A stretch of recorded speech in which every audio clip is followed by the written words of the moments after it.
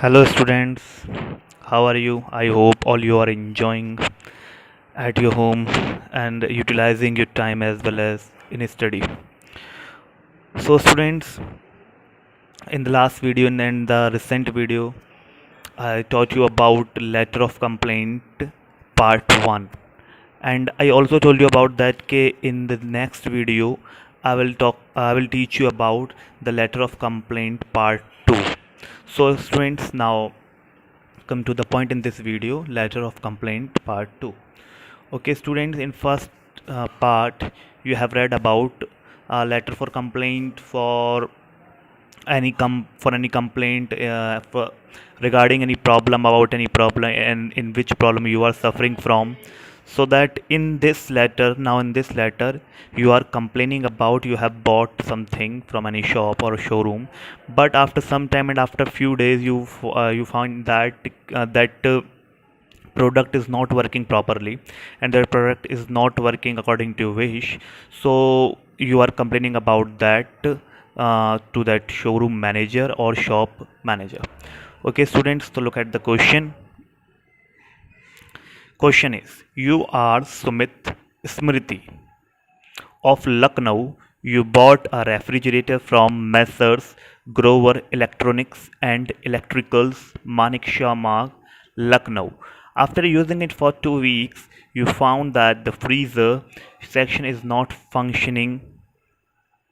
Write a letter to the sales manager of the firm complaining about it and requesting for the piece to be replaced since it is under a 2-year warranty. Okay students, so I think all you are getting the sense and meaning of this question. आप सुमित हैं या स्मृति हैं, लखनऊ से हैं और आपने अभी एक रेफ्रिजरेटर, इट मीन्स फ्रिज खरीदा है आपने Messrs Grover electronics and electricals, Manik मार्ग, लखनऊ से. और इसको यूज़ करने के after using it for 2 weeks, तो 2 हफ्ते आपने इसे 2 सप्ताह से यूज़ किया और उसके बाद आप पाते हैं, आपने पाया कि जो इसका फ्रीज़र सेक्शन है, रेफ्रिजरेटर का, फ्रिज का जो फ्रीज़र सेक्शन है, as you know freezer section कौन सा होता है, तो वो फंक्शनिंग नहीं कर रहा है, वो वर्क ही नहीं कर रहा है. तो आपको क्या करना है, आपको जहाँ से भी आपने इसको ख़रीदा है, जिस भी फर्म से आपने इसको ख़रीदा है, उसको सेल्स मैनेजर को आपको लेटर लिखना है और आपको कंप्लेन करनी है, रिक्वेस्ट करनी है कि for the piece to be replace since it is under a 2 year warranty. Because ये जो पीस है, ये जो आपका रेफ्रिजरेटर है, ये 2 साल की वारंटी के पीरियड में है, इसलिए आप उनसे रिक्वेस्ट कर रहे हैं कि इस फ्रिज को रिप्लेस करके एक दूसरा फ्रिज हमें पहुँचाया जाए. ओके स्टूडेंट्स, अब यहाँ पे देखिए स्टूडेंट्स, यहाँ पे आपको एक वर्ड देखने को मिल रहा है messrs, M apostrophe S, sorry M oblique S, that is messrs. Okay students, what do you mean about messrs, what do you understand about messrs? Student, messrs मैं आपको बताता हूँ. Messrs is a short form, messrs is short form of messrs. इसकी full spelling होती है MESSRS, MESSRS. That is plural of mister. जो हम mister use करते हैं मेल के लिए, इसका प्लूरल होता है Messrs. Okay students, normally it is used for addressing a firm. It was started to be used when there were no companies private. Students, actually इसका क्या है, ये जब यूज़ हुआ करता था, शुरुआत में स्टार्टिंग में यूज़ हुआ करता था, जब पहले कोई प्राइवेट कंपनी नहीं हुआ करती थी, खुद की प्राइवेट कंपनी किसी की हुआ नहीं करती थी, तो पहले लोग क्या किया करते थे, and only firms partnership in partnership were use to be formed by a group और मोर देन 1 पर्सन. तो क्या हुआ करता था, पहले किसी की प्राइवेट कंपनी हुआ नहीं करती थी, तो एक या एक से ज़्यादा लोग मिलकर, एक या एक से ज़्यादा पर्सन मिलकर एक कोई फर्म ओपन किया करते थे, एक फर्म को स्टार्ट किया करते थे. तो इट मीन्स एक पर्सन मिस्टर, तो उससे ज़्यादा जब एक से ज़्यादा मिल जाते थे तो काफ़ी सारे मिस्टर हो जाया करते थे. तो इसलिए उस मिस्टर को प्लूरल में जब बोलते हैं तो प्लूरल मिस्टर का हो जाता है मैसर्स, MESSRS. सो स्टूडेंट्स, ये MS जो है आपको दिख रहा है, it means Messrs. It means a firm that is established by more than 1 person. Okay students, after that, as you know, we come to the next point. As you know, first what we write, We write firstly as according to SDRSS as sender's address. It means आपका sender's address आपको इसमें sender's address आपको given है. आप हैं you bought Lucknow. You are Smith of Lucknow. You bought refrigerator complaining about. Okay students, इसमें आपका address given नहीं है, सेंडर्स एड्रेस गिवन नहीं है. In that case you can write your own personal address.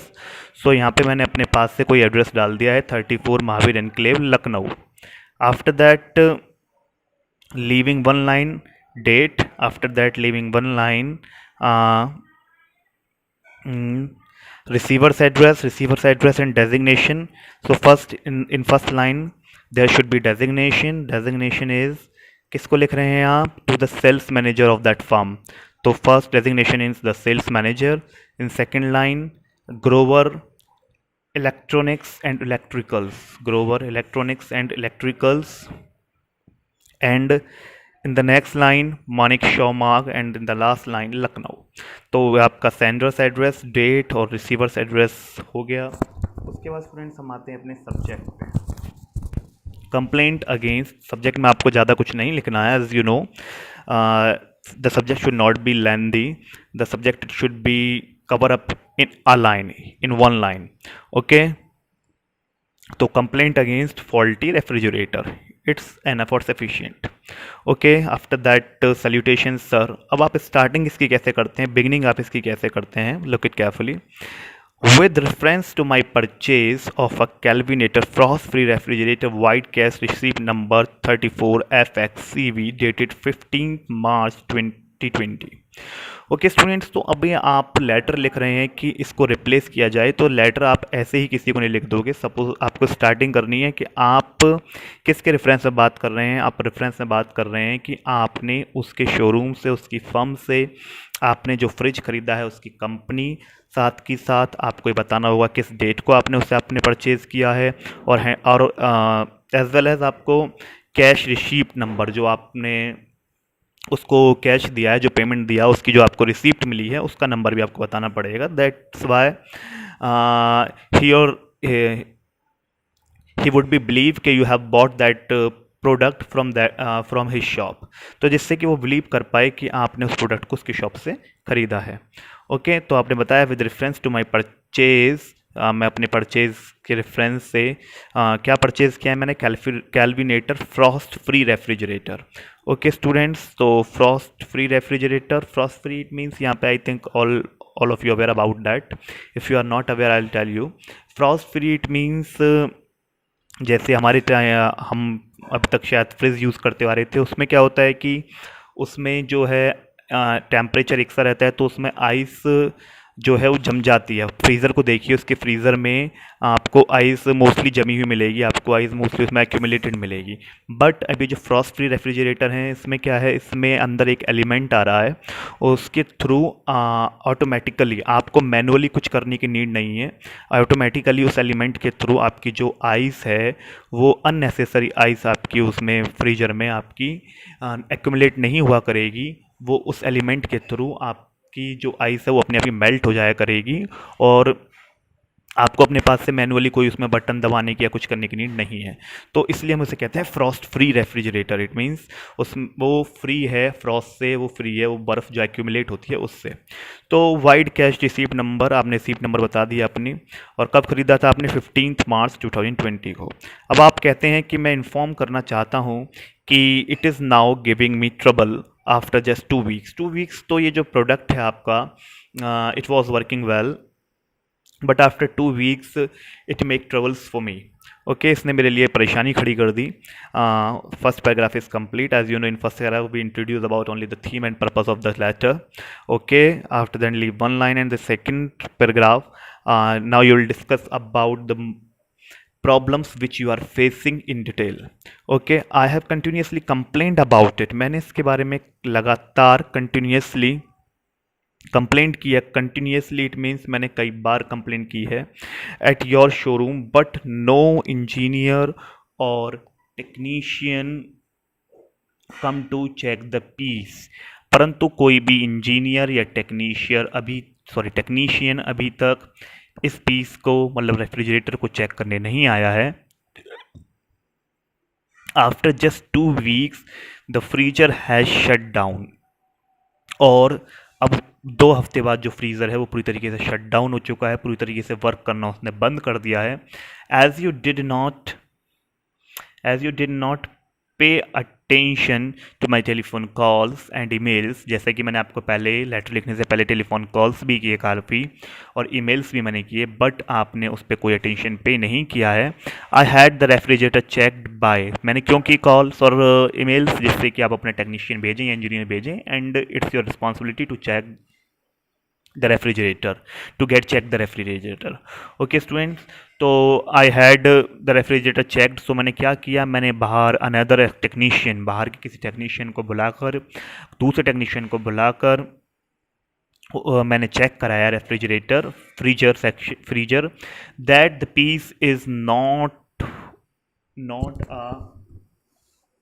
A faulty but it is also not a new refrigerator. और उस another technician ने मुझे बताया कि जो पीस है is not only a faulty, सिर्फ फॉल्टी ही नहीं है, ये जो रेफ्रिजरेटर है, जो फ्रिज है, सिर्फ फॉल्टी ही नहीं है, बट ये एक नया फ्रिज भी नहीं है। It means you have sold me an old refrigerator, आपने मुझे एक पुराना रेफ्रिजरेटर दे दिया है, ये नया भी नहीं है।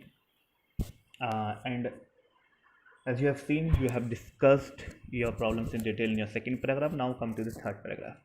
I request you to please replace the refrigerator with a new one immediately, as it is still under the warranty period of 2 years. I request you to please replace, और आप उससे रिक्वेस्ट करते हैं कि प्लीज़ इस refrigerator को replace कीजिए एक नए रेफ्रिजरेटर से immediately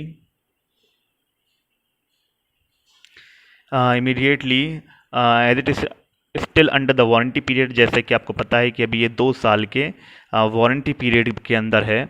I also wish to inform you that if no action is taken, और मैं आपको साथ के साथ ये भी इन्फॉर्म करना चाहता हूँ कि अगर अब इसके लिए कोई एक्शन नहीं लिया गया तो I will be force to complain, तो मुझे मजबूर होकर कंप्लेन करनी होगी कंज्यूमर कोर्ट में, and take action against your company. Consumer court it means ऐसा कोर्ट जहाँ पे ग्राहकों की कंप्लेंट्स दर्ज की जाती हैं, उनकी कंप्लेंट्स को सुना जाता है और उसके लिए एक्शन लिया जाता है। तो उसमें मैं को फोर्सफुली मुझे उसमें कंप्लेंट करनी पड़ेगी आपकी कंपनी के लिए। So take action against your company, मुझे कोई एक्शन लेना होगा आपकी कंपनी के लिए और आपके शोरूम के लिए। तो इसीलिए आई रिक्वेस्ट यू कि please replace this refrigerator with a new one immediately, जल्दी से जल्दी इस रेफ्रिजरेटर को रिप्लेस कर दें एक नए रेफ्रिजरेटर के साथ, जिससे कि मुझे जो ट्रबल है वो ना हो। और एज यू नो कि अभी ये 2 इयर्स की वारंटी पीरियड में स्टूडेंट्स, वारंटी पीरियड उसके बाद आपको पता है students, thanking you, it's not compulsory to write, आप लिख भी सकते हो नहीं भी लिख सकते हो। Complimentary close yours truly name. Students इसमें आपको लास्ट में एक एनक्लोजर्स भी लिखने होते हैं। एनक्लोजर्स इट मीन्स आप साथ में इसके जो आप लेटर लिख रहे हो, तो आप लेटर जो सेंड कर रहे हो उसके साथ में आप पंच करके, आप स्टैपल करके क्या लगा रहे हो। तो photo copy of wide cash receipt number 34 FXCV dated 15 मार्च 2020, आपने फ़ोटो कॉपी लगाई है रिसीप्ट जो आपको मिली है उसकी, और उसका नंबर आप और डेट डाल रहे हैं। Photo copy of warranty card number 456 dated 15 मार्च 2020, और आप फ़ोटो कॉपी लगा रहे हैं वारंटी कार्ड की, जो वारंटी कार्ड आपने 456 डेटेड जो वारंटी कार्ड आपको दिया गया है उसका नंबर डाल रहे हैं, और आप उसके साथ में फ़ोटो कॉपी भी अटैच कर रहे हैं। तो ये आपके एनक्लोजर्स हैं जो आपको लिखने इसमें मस्ट होते हैं। स्टूडेंट इसमें एक वर्ड यूज़ हुआ है वारंटी। वारंटी का मीनिंग मैं आपको क्लियर कर देता हूँ अगर आपको क्लियर नहीं है। रिटिन गारंटी, एक रिटिन गारंटी होती है, एक रिटिन प्रॉमिस होता है issue to the purchaser of an article by its manufacturer, जो उसके मैन्युफैक्चरर द्वारा उसके परचेजर को एक प्रॉमिस किया जाता है, प्रॉमिसिंग टू रिपेयर और रिप्लेस इट, और प्रॉमिस किया जाता है कि या तो उससे रिपेयर किया जाएगा या इससे रिप्लेस किया जाएगा if necessary with in a specified period of time. It means पहले तो उसको रिपेयर किया जाएगा, और रिपेयर करके अगर लगता है कि वो सही नहीं हो पाएगा तो फिर उसको रिप्लेस किया जाएगा, जो एक स्पेसिफाइड पीरियड ऑफ टाइम आपको गिवन है उस वारंटी कार्ड में। तो ये होती है आपकी स्टूडेंट्स वारंटी। ओके, एक एक लीगल रिटन प्रॉमिस होता है by the manufacturer to the purchaser of that article. Okay students, so I hope all you have understood about that. Here is a word used continuously. So students, is word continuously, and it is another word similar like this, that is continual, continual. So this is your homework now. What is the difference between these two words, continuously and continual, and where we use these two words differently? Okay students, so this is your letter of complaint completed, and after that, if you have any query you can mention in the comment section of the YouTube, as you know. Okay students, in the next video I will explain you about the last type of letter for placing an order, and after that your letter writing will be finished completely. Okay students, so goodbye students. uh, Keep safe, stay home, and keep your life safe.